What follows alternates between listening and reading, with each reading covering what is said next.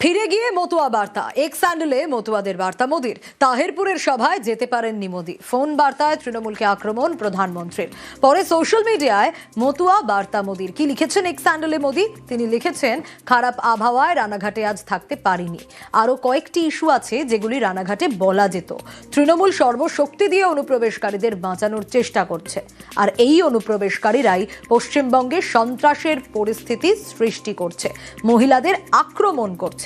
মোদির প্রতিশ্রুতি, বিজেপি ক্ষমতায় এলে অনুপ্রবেশকারীদের বিরুদ্ধে কঠোর ব্যবস্থা নেওয়া হবে। সব মতুয়া ও নমশূদ্র পরিবারকে আশ্বস্ত করছি, আমরা ওদের পাশে আছি। তৃণমূলের দয়ায় ওরা এখানে থাকবে না। সিএ এর বলে ওরা নিজেদের অধিকারে এখানে থাকবে। সিএ এর বলে তারা নিজেদের অধিকারে এখানে থাকবে। আমরা ক্ষমতায় এলে মতুয়া ও নমশূদ্র সম্প্রদায়ের জন্য আরো কিছু করব।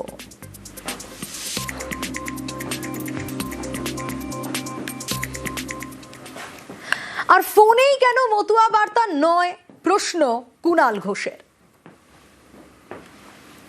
টুইট করে ড্যামেজ কন্ট্রোল করতে যাচ্ছেন, তাতে কাজ হবে না।